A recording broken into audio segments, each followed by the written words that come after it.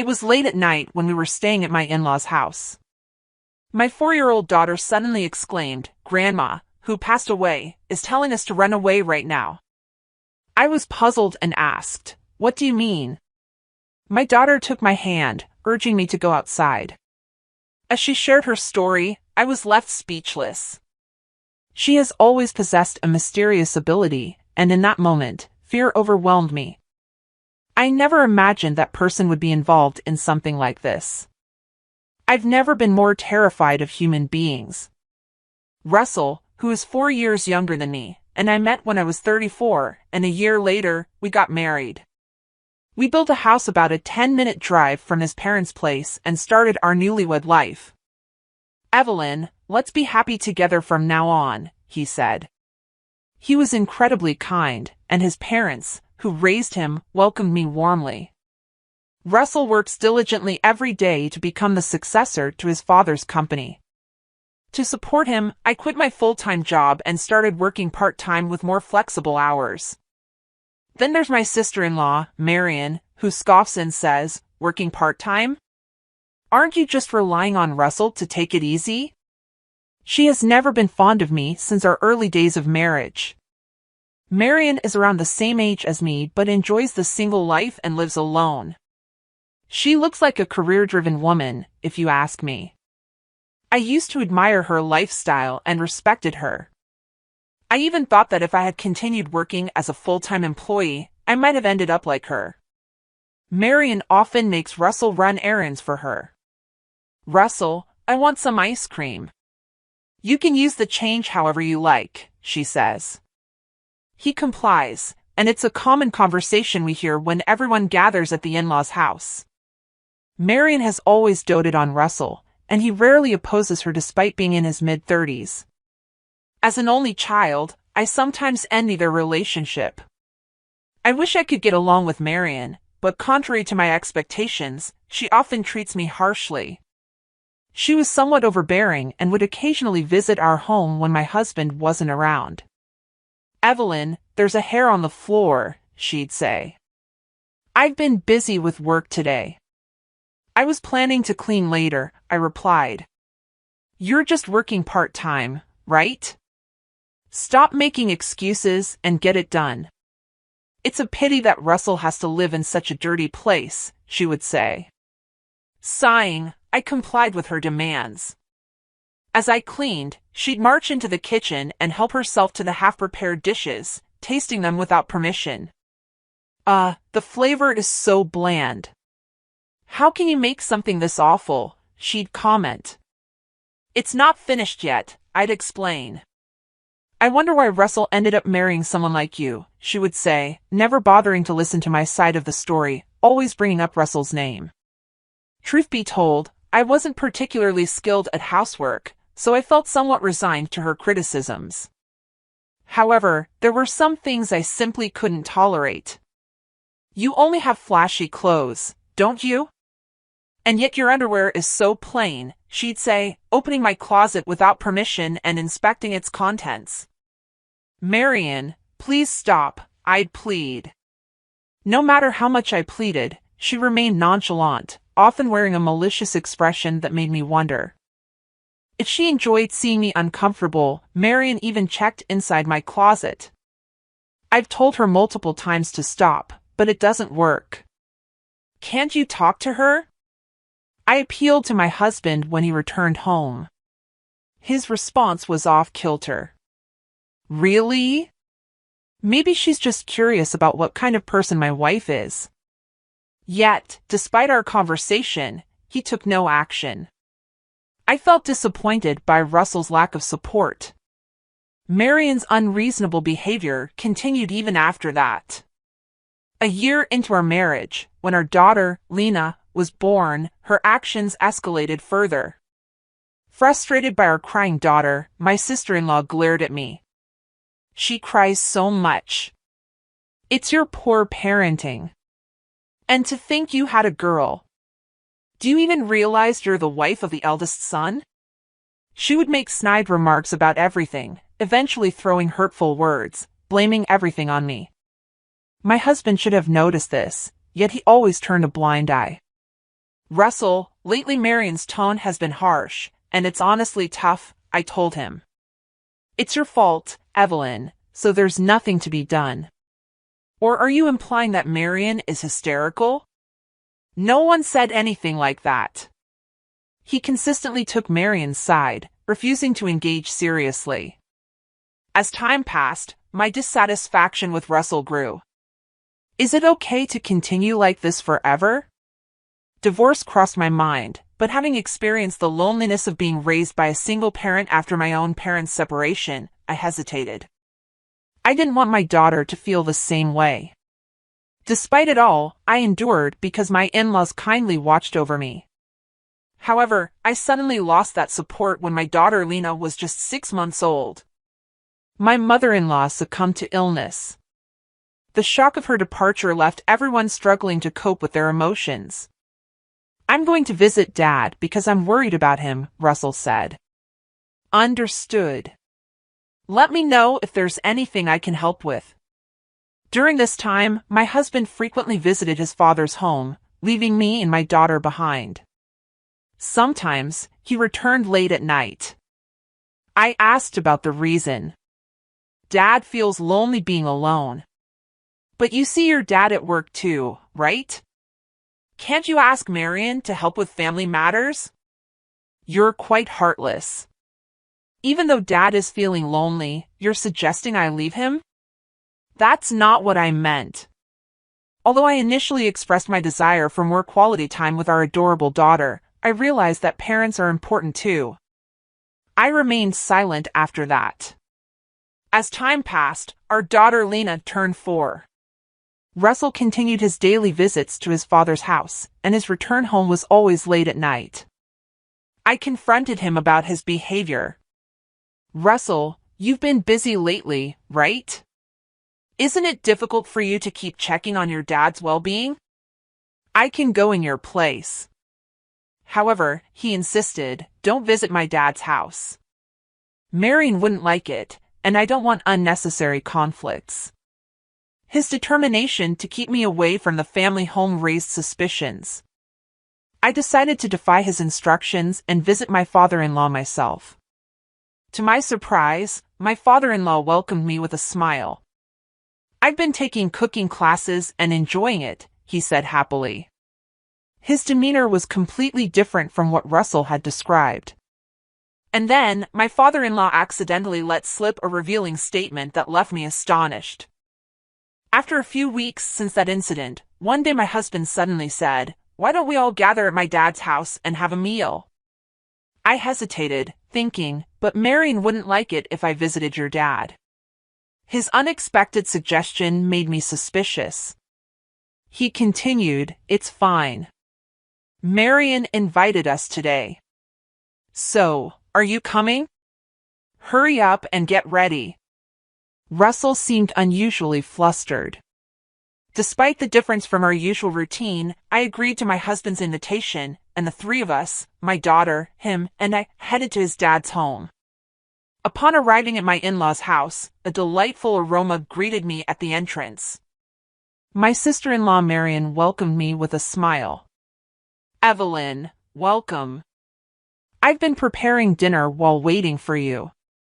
She ushered me inside, handing treats and toys to my daughter, Lena. Although I had braced myself for her usual snide remarks, Marion's kindness caught me off guard this time. Still, I remained cautious. I shouldn't let my guard down. Maybe she'll play some culinary tricks to spite me. But my suspicions were unfounded. "Russell told me about your favorite dishes. I hope they suit your taste," Marion said. As I surveyed the table, I found an array of my favorite foods. Grateful, I replied, "Thank you." Yet, lingering disbelief colored my emotions. Marion added playfully, "Don't worry, there's no poison or anything." "I never thought otherwise," I responded. Then, unexpectedly, Marion apologized. "Evelyn, I've been mean to you all this time. I don't expect forgiveness, but I hope we can get along from now on." Despite my reservations, I decided against further animosity. I smiled back at Marion, willing to make an effort to bridge the gap. Great. Since we're the same age, let's chat about various things. Oh, how about staying overnight today? But I haven't prepared anything, I replied. You can use my cosmetics, right? Let's do that. Russell, it's fine, isn't it? Caught up in Marion's pace, I had no chance to refuse. I guess this is an important step toward getting along. With that thought, I decided to accept her invitation. Marion was a great conversationalist, and before I knew it, I was genuinely enjoying our time together. The hours flew by, and the three of us, our family, ended up sleeping in the room with my late mother-in-law's memorial portrait. I must have misunderstood Marion. From now on, I'll try to be more understanding. That's great. I'm happy that you two are getting along, Russell said. As our daughter slept soundly between us, I drifted off into a dream. However, it was in the middle of the night when Lena suddenly shouted loudly, "Mom, we need to escape right now. Grandma who passed away said so." Startled by her voice, I sat up. What? What's going on? Despite my grogginess, I sought confirmation from my daughter. Since my mother-in-law had passed away when Lena was around 6 months old, she shouldn't remember anything. I wondered if Lena was still half asleep, but her eyes were wide open, and she wore an anxious expression. If we stay like this, we'll be killed, Lena tugged at my hand, urging me to leave the room. As I glanced to tell my husband about the situation, I felt a growing sense of dread. He wasn't there. He should have been asleep. Where could he have gone at a time like this? But I couldn't dwell on that now. I chose to trust Lena's words and escape. Actually, my daughter possessed a mysterious power. When my friends were all pregnant, one after another, she accurately predicted the gender of each baby in their bellies.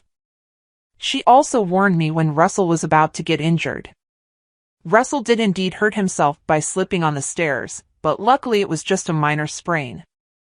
However, since that incident, both Russell and Marion started avoiding Lena, saying she's creepy. It's natural for some people to feel that way, so we decided to keep this power a secret between Lena and me. Grandpa needs to escape with us too. Lena stopped in front of her grandfather's room, entered, and gently shook him awake. Grandpa, wake up quickly. We'll explain later, but please come with us and escape. Startled by our urgent voices, my father-in-law jumped up, though he seemed puzzled by the situation. Despite his initial hesitation, he eventually agreed to go outside after hearing Lena say, "Grandma told us to." When we reached the entrance, I noticed that my husband and sister-in-law's shoes were strangely missing. Furthermore, there were no cars in the parking lot, neither of theirs. Could it be that what Lena said is related to both of them? We decided to walk back to my house, but while it would take only 10 minutes by car, on foot, even for adults, it would be over an hour.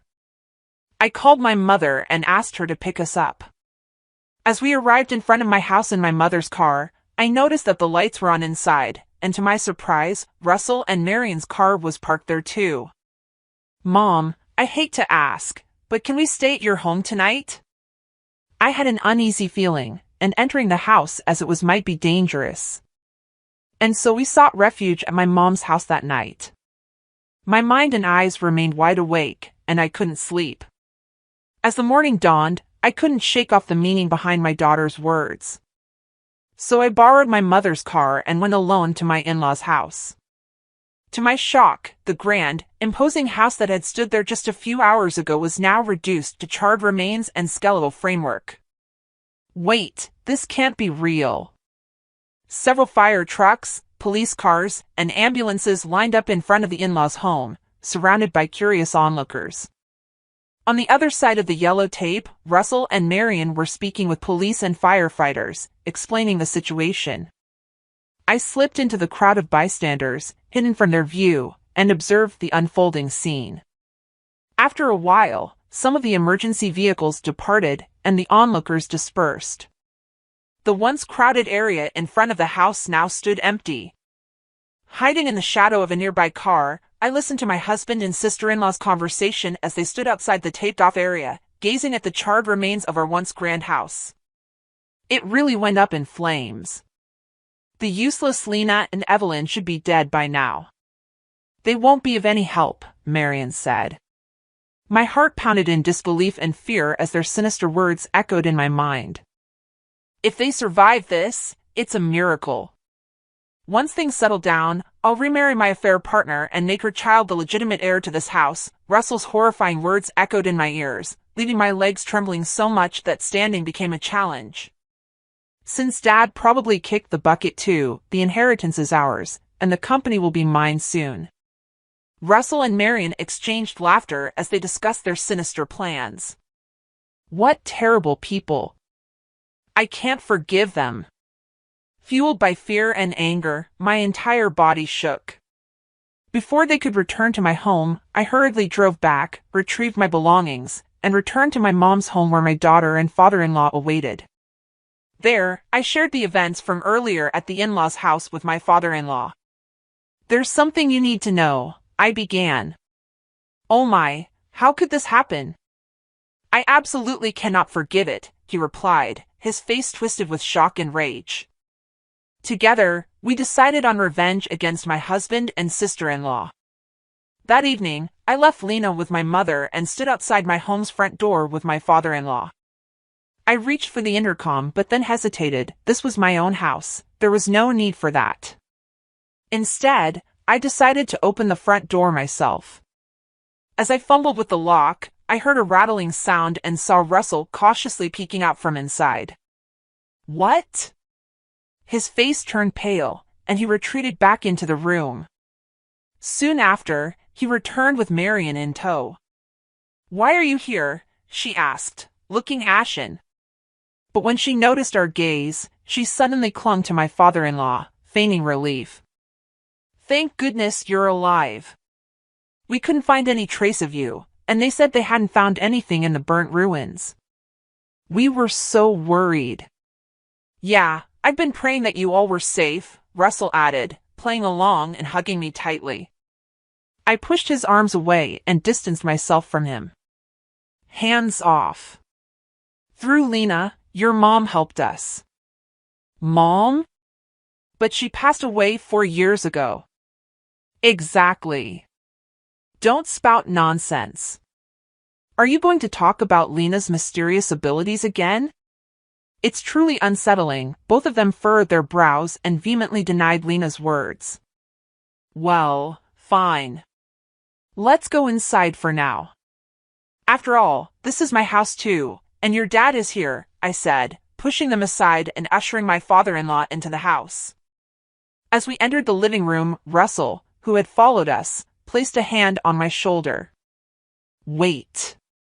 Didn't I tell you not to touch me so casually? Oh, Evelyn, are you having a hysterical moment? Maybe your hormones are out of balance. This is why women in their 40s get a bad reputation, Marion smirked, mocking me as usual. Gone was the meek demeanor from the previous day's apology. Her true nature, overflowing with malice, revealed itself even in the presence of my father-in-law. That's enough to make anyone angry. This fire incident was orchestrated by you two siblings, isn't it? I stared at my husband and sister-in-law, hitting the nail on the head. Wait, there's no evidence to say something like that. It's impossible, they protested.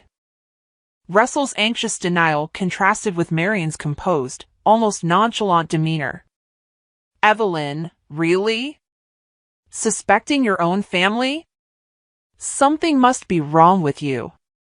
Being raised by a single parent, you lack that kind of affection, Marion said dismissively. But I'm saying this because there's evidence. I overheard you both talking about the burnt house early in the morning, I replied, glancing back and forth between the two of them.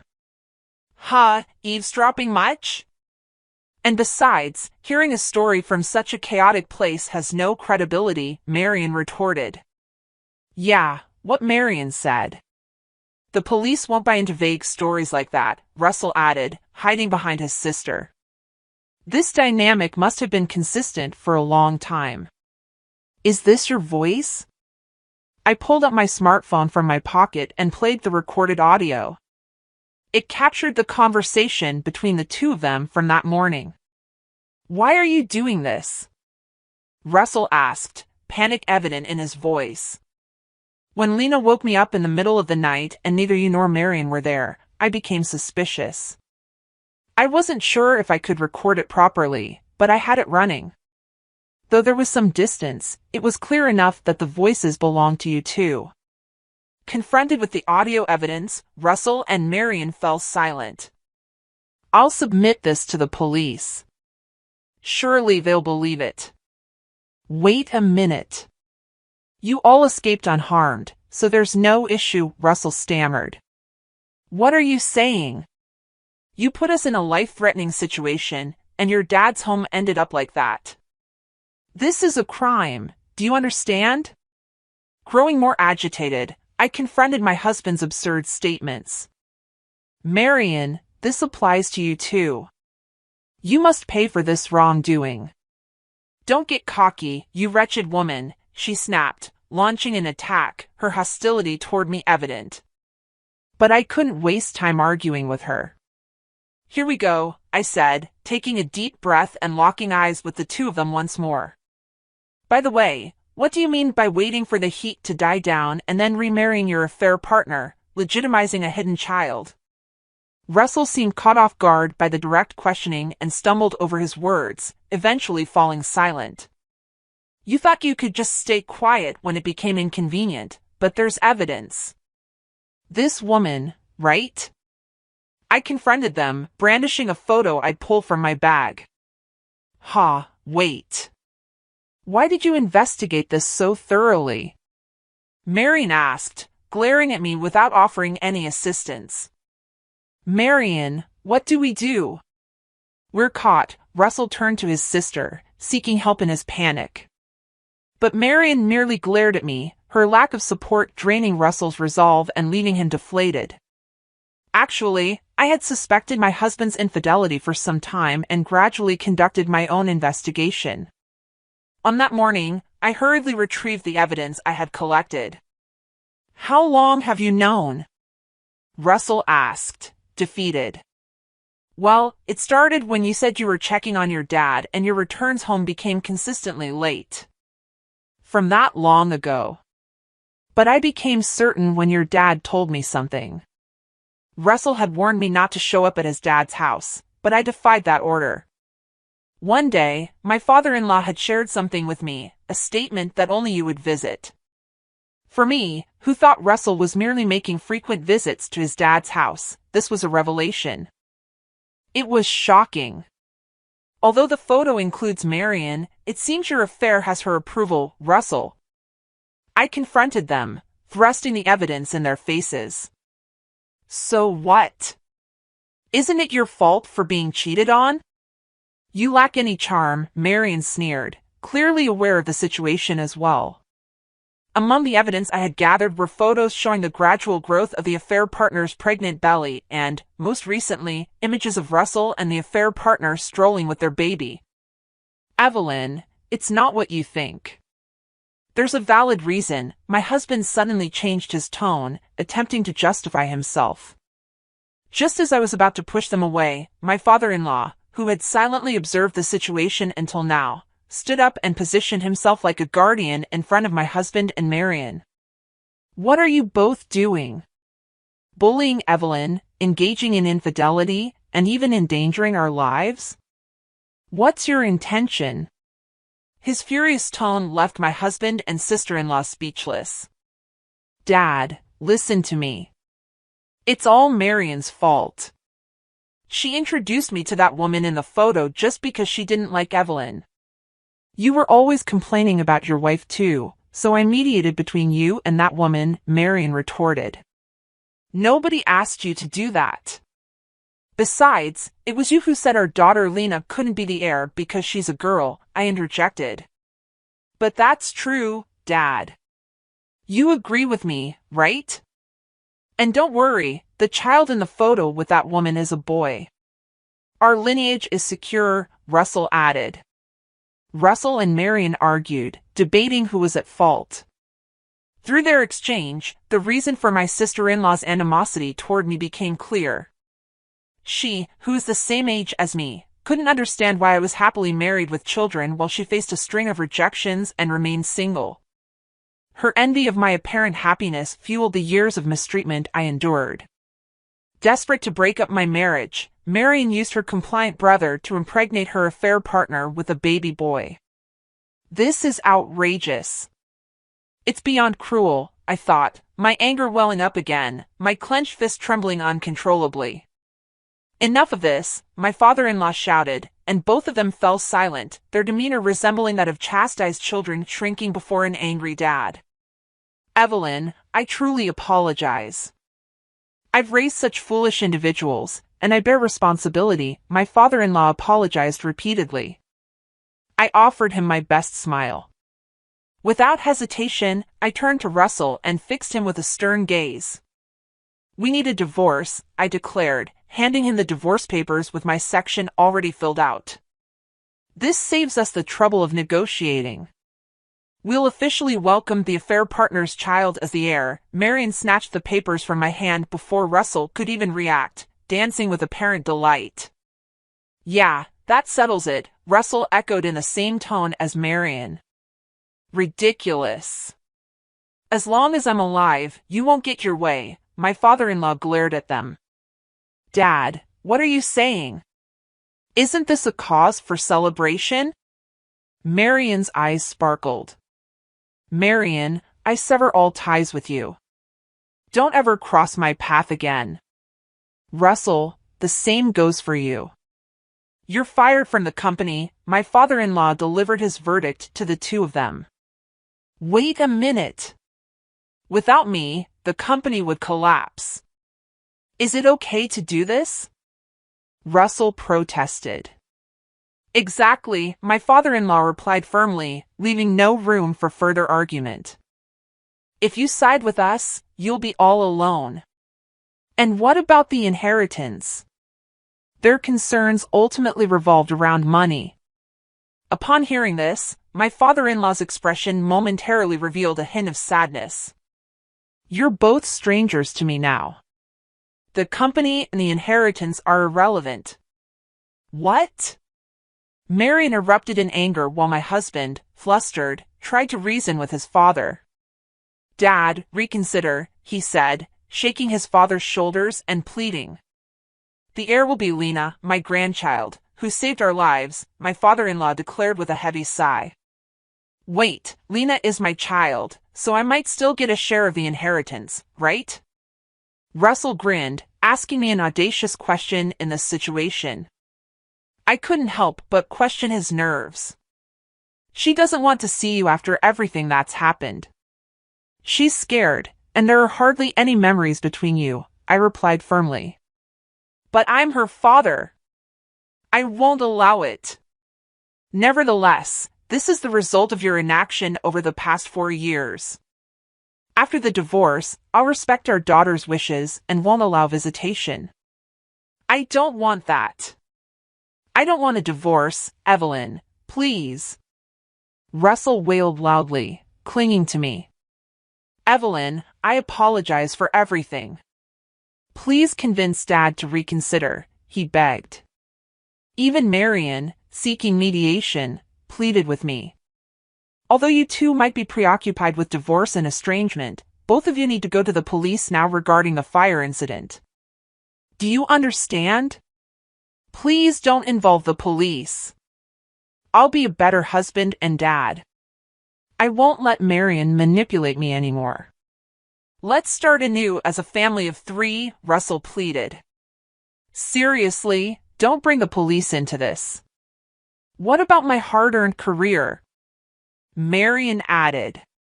Even though they've come this far, they seem to only think about themselves and say whatever they want.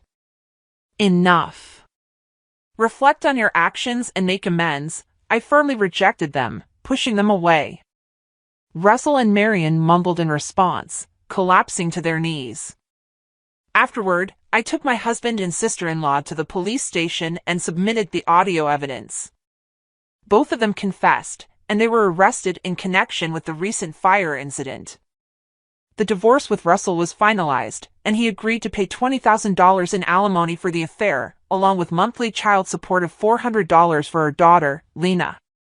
Since he'll be behind bars for a while, I intend to collect those payments when he's released. As a bonus, I also received a tidy $7,000 in compensation from the affair partner. Marion faced the same fate with her conviction confirmed. She lost her job, and of course, abandoned by her father and separated from the brother she doted on, she's now all alone. Well, it's a consequence of her own actions. My father-in-law, with whom I still maintain contact, is determined to keep working until Lena becomes the heir. Our daughter is enthusiastic about becoming the president of Grandpa's company.